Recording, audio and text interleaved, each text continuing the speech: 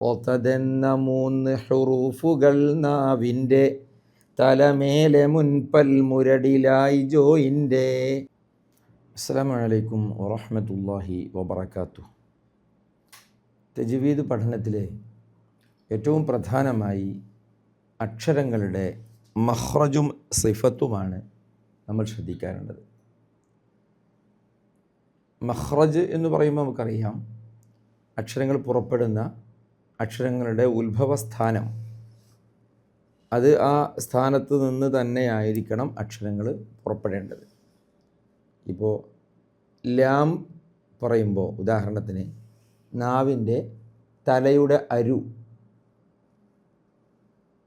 ഇത് മേലെ മുൻപല്ലിൻ്റെ ഊനിൽ തട്ടിയിട്ട് ലാം പറയണം. നാ പറയുമ്പോൾ നാവിൻ്റെ തല മാത്രം, അരു എന്ന് പറയുന്ന ഭാഗം ഉണ്ടാവില്ല, മേലെ മുൻപല്ലിൻ്റെ ഊനിൽ തട്ടിയിട്ട് വേണം നാ പറയാൻ, അല്ലേ? ഫ പറയുമ്പോൾ മേലത്തെ പല്ല് താഴെ ചുണ്ടിൽ തട്ടിയിട്ട് ഫ ഫ ഫ ഇങ്ങനെ പറയണം. ഇതിനാണ് ശരിക്കും മഖ്റജ് എന്ന് പറയുന്നത്. അത് കൃത്യമായി നമ്മൾ ശ്രദ്ധിക്കണം. അക്ഷരങ്ങൾ തൊണ്ടയുടെ താഴെ ഭാഗത്തു നിന്ന്, മധ്യഭാഗത്തു നിന്ന്, മുകളിൽ നിന്ന് ഒക്കെ പുറപ്പെടുന്ന അക്ഷരങ്ങളുണ്ട്. അതങ്ങനെ തന്നെ നമ്മൾ ഉച്ചരിച്ച് പ്രധാനമായും പ്രാക്ടീസ് ചെയ്ത് പരിശീലിക്കേണ്ട ഒരു സംഗതിയാണ് മഖ്റജ്, സിഫത്ത് എന്ന് പറയുന്നവ. അതിൽ മഖ്റജുകളെക്കുറിച്ച് കൃത്യമായി നമ്മൾ മനസ്സിലാക്കണം, പഠിക്കണം. ഇപ്പോൾ നമ്മൾ സിഫത്തുകളെക്കുറിച്ചുള്ള ചെറിയ ഒരു വിശദീകരണമാണ് തരാൻ പോകുന്നത്. സിഫത്ത് എന്ന് പറഞ്ഞ വാക്കിൻ്റെ അർത്ഥം വിശേഷണം എന്നാണ്. വിശേഷണം, മലയാളത്തിൽ അതിന് അങ്ങനെ പറയും.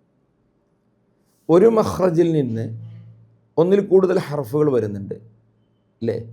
ഉദാഹരണത്തിന് ഹൽക്കിൻ്റെ താഴെ അറ്റത്തു നിന്ന് ഹംസും വരുന്നുണ്ട്, ഹാവും വരുന്നുണ്ട്.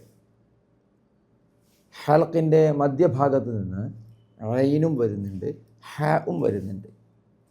മുകൾ ഭാഗത്തു നിന്ന് ഖാവും വരുന്നുണ്ട്, ഗൈനും വരുന്നുണ്ട്. അപ്പോൾ ഒരു മഖ്റജിൽ നിന്ന് തന്നെ ഒന്നിൽ കൂടുതൽ ഹർഫുകൾ വരുന്നുണ്ട്.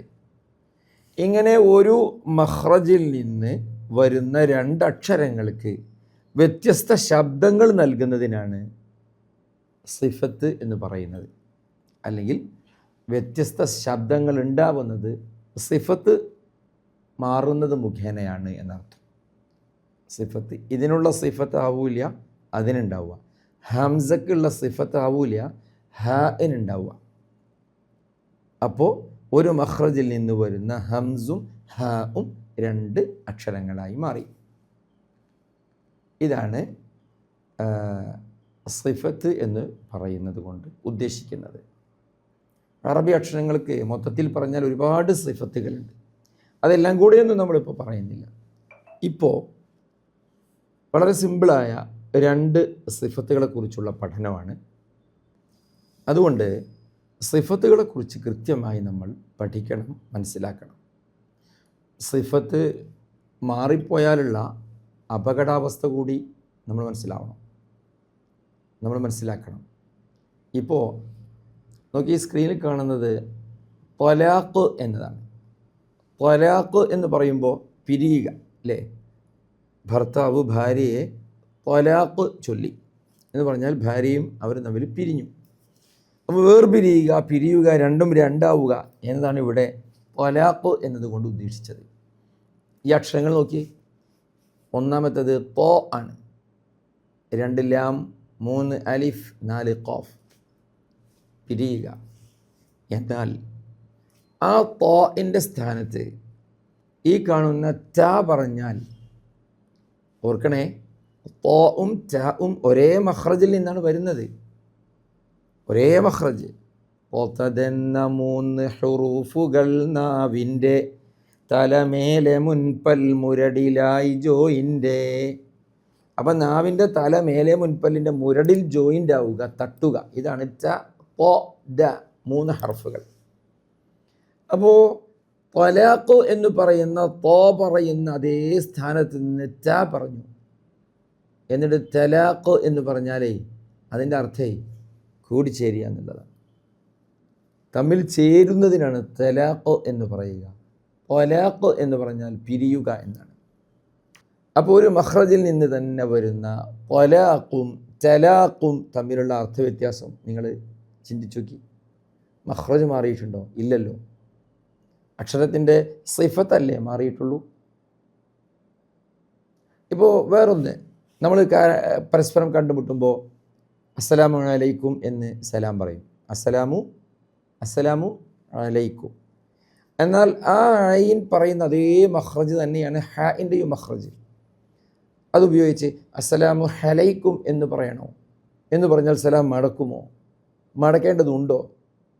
കാരണം അതൊരു ഇബാദത്തിൻ്റെ വചനാണല്ലോ, അസ്സലാമു അലൈക്കും അല്ലേ. ഇസ്ലാമിൽ ഹഖുൽ മുസ്ലിമി അലൽ മുസ്ലിമി സിത്ത്, വിശ്വാസികൾ പരസ്പരം കണ്ടുമുട്ടിയാൽ സലാം പറയുക. അതിനൊരു വാചകം വെച്ചിട്ടുണ്ട് വിശുദ്ധ മതം ഇസ്ലാം, അത് അസ്സലാമു അലൈക്കും എന്നാണ്. അപ്പോൾ അസ്സലാമു അലൈക്കും എന്നതിന് പകരം ആ ഐനിൻ്റെ മഖ്റജിൽ നിന്ന് തന്നെ വരുന്ന ഹ ഉപയോഗിച്ചുകൊണ്ട് അസ്സലാമു അലൈക്കും എന്ന് പറഞ്ഞാൽ അത് സത്യത്തിൽ സലാമിൻ്റെ വചനാവൂല. അവിടെ മനസ്സിലാക്കേണ്ടത് ഐനും ഹ ഒരു മഖ്റജിൽ നിന്നാണ്, പക്ഷേ രണ്ടും രണ്ടായത് സിഫത്ത് മാറിയത് കൊണ്ടാണ്.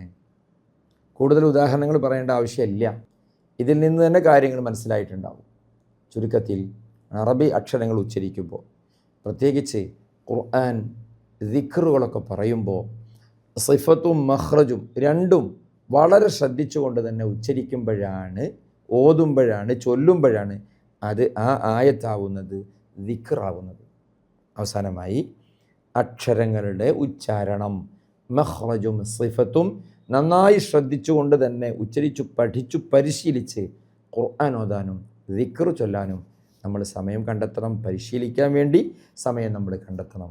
അല്ലാഹു സുബ്ഹാനഹു വ തആല നന്നായി പരിശീലിക്കുന്നവരിൽ, പഠിക്കുന്നവരിൽ, അങ്ങനെ ഖുർആൻ ഓതുന്നവരിൽ നമ്മെ ഉൾപ്പെടുത്തി അനുഗ്രഹിക്കട്ടെ. അസ്സലാമു അലൈക്കും വറഹ്മത്തുള്ളാഹി വബറകാതുഹു.